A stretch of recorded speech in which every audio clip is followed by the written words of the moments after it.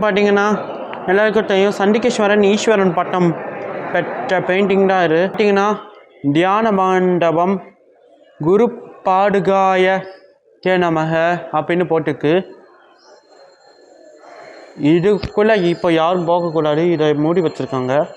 மகிழ் விட்டு மகிழ் அப்படிங்கிற ஒரு சித்தரோட சன்னதி தான் இது. சிலை இருக்குது. பார்த்தீங்கன்னா ஒருத்தரோட பெயிண்டிங் இருக்குது. இன்னைக்கு இந்த ஞாயிற்றுக்கிழமை ஏகாதசி திதி எனக்கு ரொம்பவும் நல்ல நாளாக தான் இருக்குது. எனக்கு ரொம்ப பிடிச்ச நாளாக இருக்குது. ஏன்னா இந்த நாளில் இந்த சிவன் கோவிலில் இருக்கிற எல்லா பரிவார தெய்வங்களுக்கும் எனக்கு ரொம்ப பிடிச்ச சிவப்பு கலர் ட்ரெஸ்ஸை தான், சிவப்பு வஸ்திரத்தை சாட்டியிருக்காங்க. அதனால் இது எனக்கு ரொம்ப பிடிச்சிருக்கு. நாரதர், விநாயகர், நந்தி, சிவன், பார்வதி, அவங்க வாகனமான சிங்கம், முருகன், அகத்தியர் இருக்குது.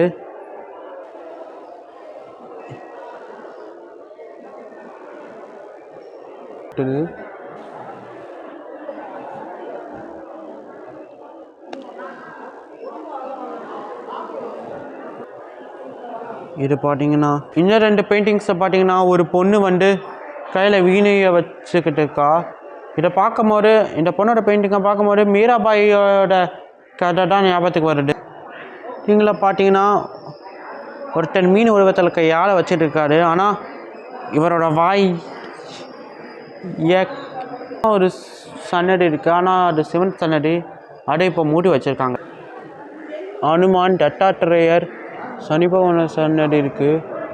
பிரம்மா, சிவன், கருப்பசாமி, எல்லா தெய்வங்களோட. இந்த பெயிண்டிங்ஸ் பார்த்தீங்கன்னா 15 சித்தர்களோட பெயிண்டிங் தான் இது.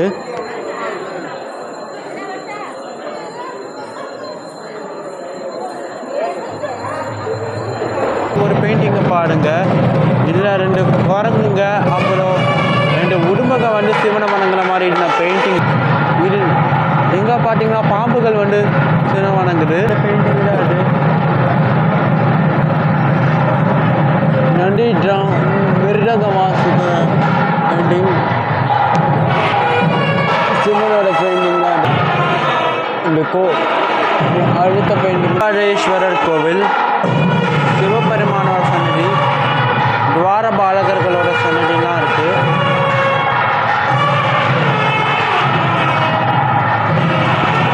ஸோ அங்கே பார்த்தீங்கன்னா நம்ம முருகப்பெருமானோட சன்னதி, விநாயகரோட சன்னதி இருக்குது. ஃபோட்டோ பார்த்தீங்கன்னா கைலாயத்தை பற்றின ஃபோட்டோ தான் இருக்குது. அந்த ஒரு ஃபோட்டோ கடலோட ஃபோட்டோ மற்ற இந்த 3 ஃபோட்டோவுமே கைலாய மலையோட ஃபோட்டோ தான். அது பார்த்தீங்கன்னா சிவகாமி சுந்தரியோட ஃபோட்டோ எப்படி இருக்க பாருங்க. சிவபெருமான் தன்னோட அசுர மகனான அண்டகாசுரர் சுரசன சக்கரத்தால் தலையை வச்சு கொள்ள சன்னதி இருக்குது. பெயிண்டிங் இருக்குது. யானையை உரித்துட்டது வழுவு.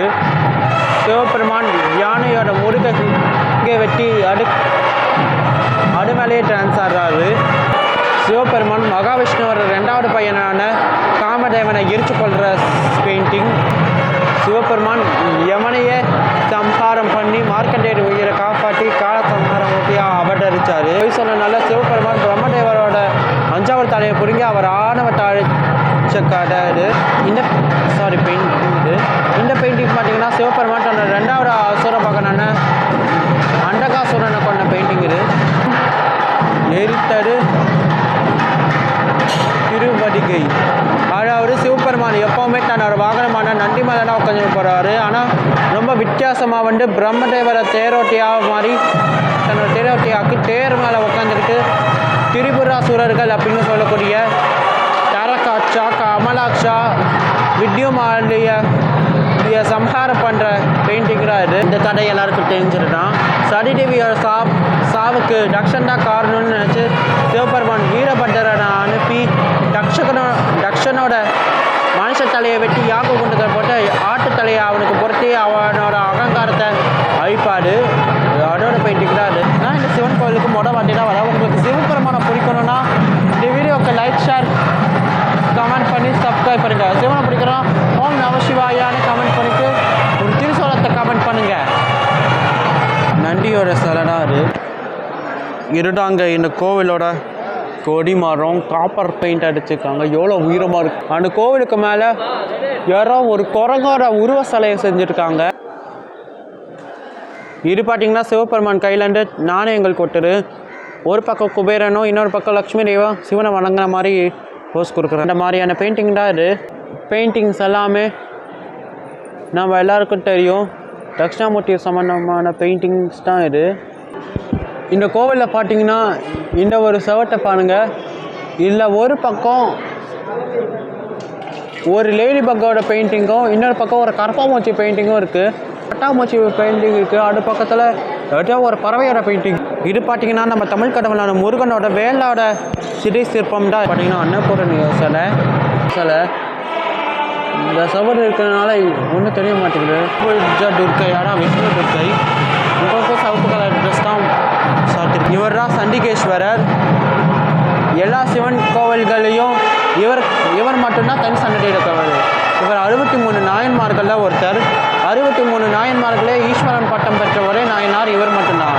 63 நாயன்மார்களோட சன்னதியில் இவர் நின்ற கோலத்தில் காட்சி கொடுப்பார். ஆனால் எல்லா சிவன் கோவில்களையும் இந்த அபிஷேக நீர் வர இந்த இடத்துல துர்கா தேவியாக இப்போ பிரம்மதேவரை பார்த்த மாதிரி அமர்ந்த கோலத்தில் காட்சி கொடுப்பார். 63 நாயன்மார்களே ஈஸ்வரன் பட்டம் பெற்ற ஒரே நாயனார் இவர் மட்டும்தான். இவரோட உண்மையான பெரிய விசாரத்தர்மன். இவரோட அப்பா இவரோட பூஜையை தடைப்பட விதமா தன்னோட காலால்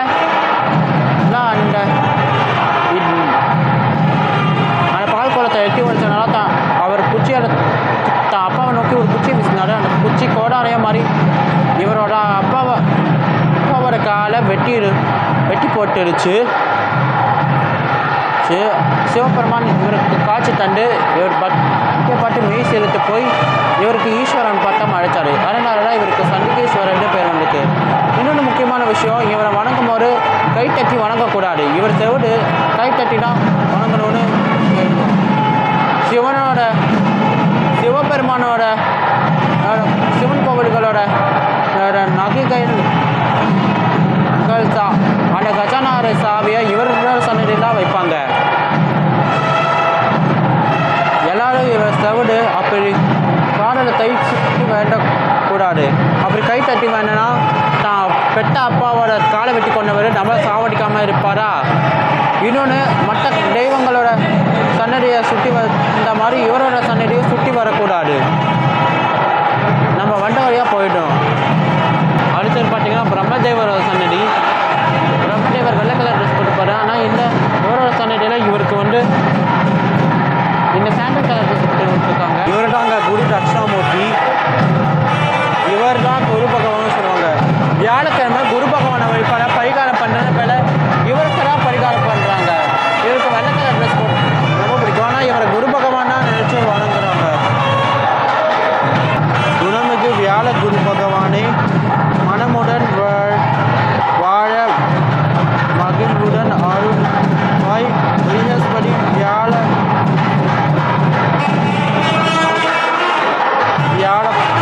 பரக குரு நேச கிரகதோஷம் கன்று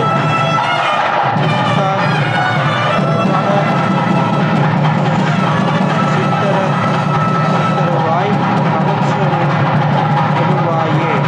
குரு பகவான் மிகவும் நல்லா கேட்டுக்கோங்க. குரு பகவான் வேற, தட்சிணாமூர்த்தி வேற. குரு பகவான் வடக்கு நோக்கி அமர்ந்திருப்பார். இந்த தட்சிணாமூர்த்தி தெற்கு நோக்கி உட்காந்துருப்பார். குரு பகவானை வியாழக்கிழமை மட்டும்தான் வணங்குறோம். குரு தட்சிணாமூர்த்தி சிவனோட அம்சம். அவரை தினமும் வணங்கலாம். வியாழக்கிழமை மட்டும் வணங்கலான்னு ஒன்றும் ரூல்ஸ்லாம் இல்லை. சிவனை கோவிலில் திங்கக்கிழமையில் வழிபடுறது ரொம்பவும் சிறப்பு. இவருக்கு குரு பகவானோட சிவனோட பேச்சை கேட்டு நடக்கிற குரு பகவானை